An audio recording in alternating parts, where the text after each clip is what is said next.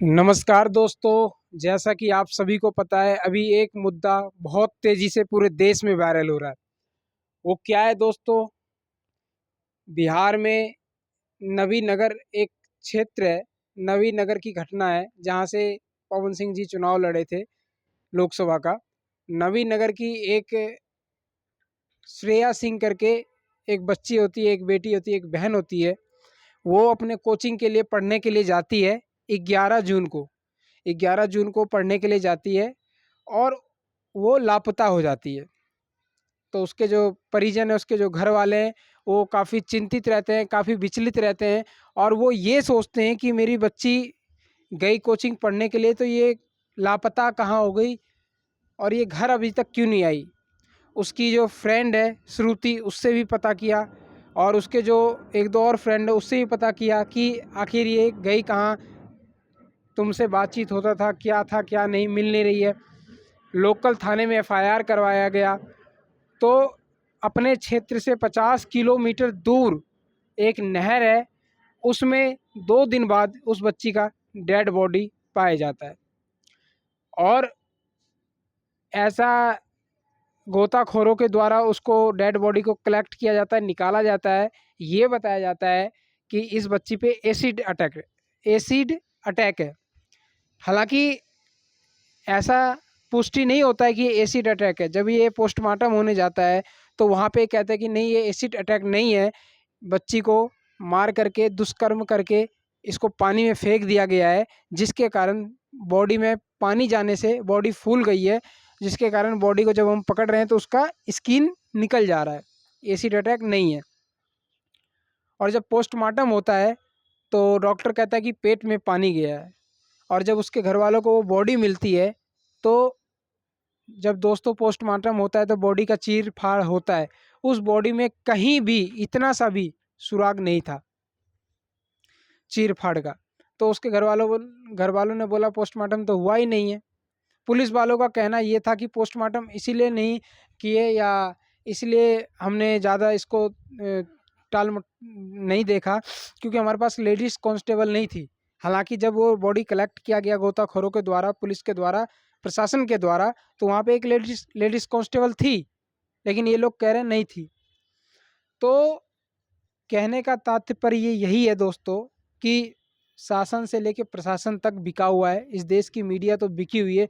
दिल्ली में अगर निर्भया तो आज तक एबीपी, जो बड़े बड़े अंजना ओम कश्यप, बड़े बड़े जो पत्रकार हैं सारे एक्टिव हो जाते हैं। हाथरस कांड में सारे एक्टिव हो जाते हैं। लेकिन ये घटना बिहार की है जिसको लोग हीन दृष्टि से देखते हैं।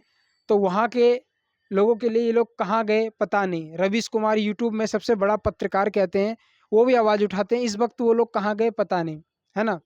तो बड़े बड़े यूट्यूबर्स और बड़े बड़े क्रिएटर्स, बड़े बड़े प्लेटफॉर्म्स वाले इस घटना पे ध्यान नहीं दे रहे हैं। वहाँ के जो विधायक हैं इस घटना होने के 8 दिन बाद आते हैं। सॉरी, विधायक नहीं, राजा राम सिंह जी जो लोकसभा का सांसद अभी जीते हैं। बताइए, वहाँ के सांसद 8 दिन बाद आते हैं और पवन सिंह जी आज या कल वो काराकाट पहुँचने वाले हैं। बिहार के इस पे ना मोदी जी कुछ बोल रहे हैं, ना बिहार में बड़े बड़े नेता हैं वो कुछ बोल रहे हैं। मतलब जितने भी बड़े बड़े दिग्गज नेता हैं बिहार में, नीतीश कुमार हो गए, तेजस्वी यादव हो गए, पप्पू यादव हो गए, चिराग पासवान हो गए, सम्राट चौधरी हो गए, और मतलब और भी नेता है, मेरे को इनके नाम याद नहीं आ रहे। तो ये नेता कहाँ हैं? क्या ये चुनाव के समय में ही दिखेंगे, चुनाव के बाद नहीं दिखेंगे? और दोस्तों ये मुझे आज तक समझ नहीं आया कि ये घटना जो होती है वो चुनाव के पहले क्यों नहीं होता है, ये घटना चुनाव के बाद ही क्यों होता है।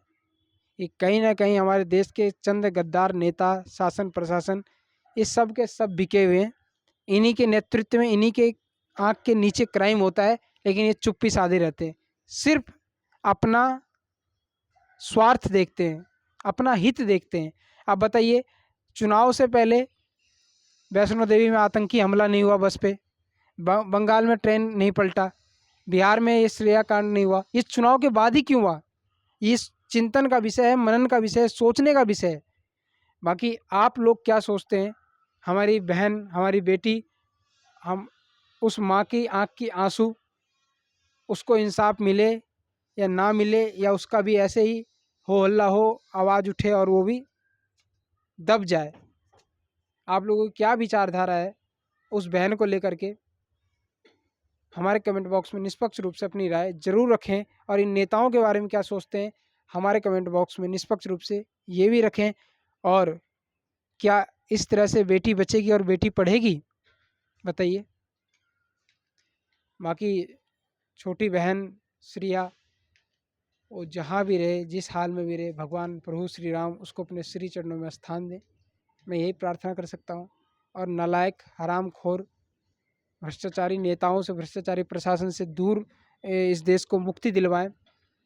पुलिस की गाड़ी 112 नंबर होती है दोस्तों, जो पेट्रोलिंग करनी चाहिए, उसको हर गली मोहल्ले चौक चौराहे कस्बे में घूमना चाहिए, लेकिन वो अपनी ईमानदारी रूप से ड्यूटी भी नहीं करते हैं, जिसका कारण हर साल कोई ना कोई बेटी, कोई ना कोई बहन, या कोई ना कोई लोग बाग बलि का भेंट चढ़ते रहते हैं, और आगे भी चढ़ते रहेंगे अगर ये लोग नहीं सुधरेंगे तो। सिस्टम में ऐसे भ्रष्ट लोग रहेंगे तो सिस्टम जर्जर होगा और सिस्टम खत्म ही होगा।